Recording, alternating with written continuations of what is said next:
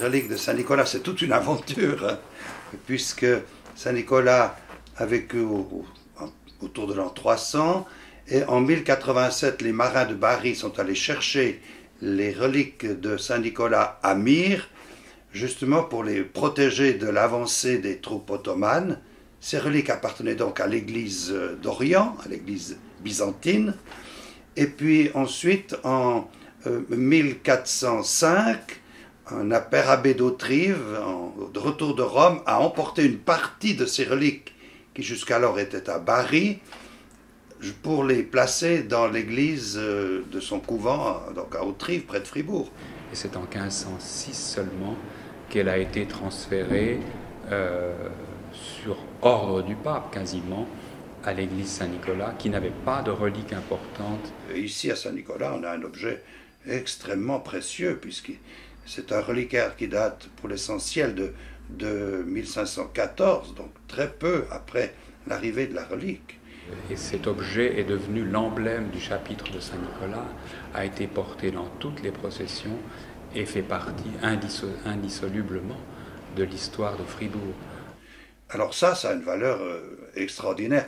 Je ne dirais pas marchande parce que je pense que personne ne voudrait la vendre et personne ne voudrait l'acheter.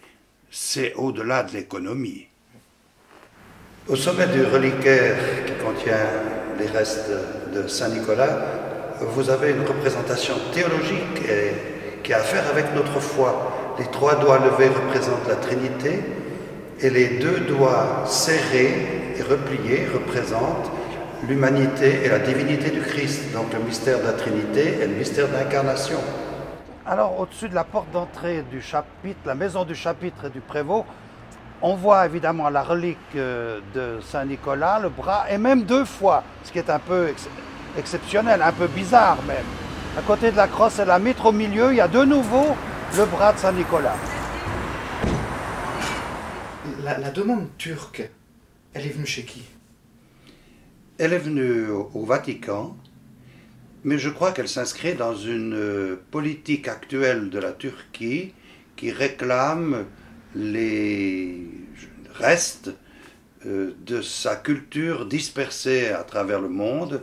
L'archéologue turc qui les réclame, parce que c'est ni une demande officielle à ma connaissance, ni une demande fondée, ça s'inscrit dans ce rapatriement des biens culturels que souhaitent certains pays, à travers leur législation, à travers même leur idéologie, hein, qui est de faire rentrer tout ce qui faisait partie du patrimoine et qui a été volé. Et dans ce sens-là, on présente le corps de Saint-Nicolas comme un vol qui aurait été fait au Moyen-Âge.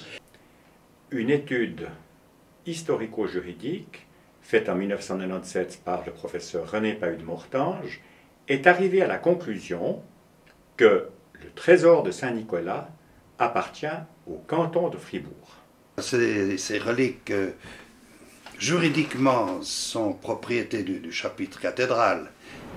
Mais le problème est complexe dans la mesure où de nombreuses reliques sont placées dans des reliquaires, des objets en métal, des objets en bois ou des objets de plus grande dimension encore, et que toutes ces reliques sont, comme on dit, montées, c'est-à-dire entourées de tout un décor, et tout ce décor est absolument indissociable de la relique.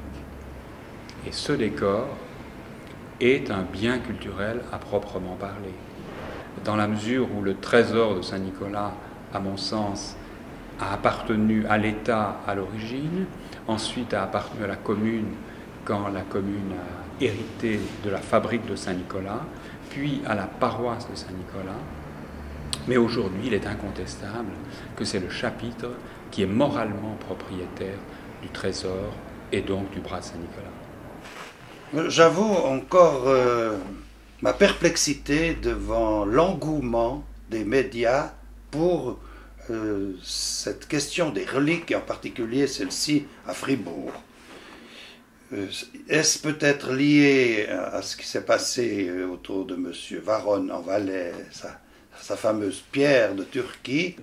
Il y a beaucoup d'effets de manche, il y a beaucoup d'effets de publicité dans cette demande qui n'a rien d'officiel, mais qui tombe fort à propos. Hein. Elle tombe au moment où Un Suisse confond une pierre avec peut-être un morceau de chapiteau. La relique de Saint-Nicolas, celle qui est à Fribourg, comme celle qui est à Bari, elle a sa propre histoire à elle, qu'elle n'aurait sans doute pas eue en Turquie. Elle est devenue un élément du patrimoine local, un élément... et si Bari n'avait pas existé, jamais aujourd'hui un archéologue turc s'y intéresserait. Si la demande était formellement adressée, à ce moment-là, il faudrait quand même se poser sérieusement la question.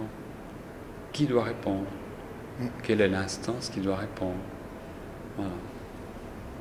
Mais de toute façon, la réponse serait négative. Voilà. Donc...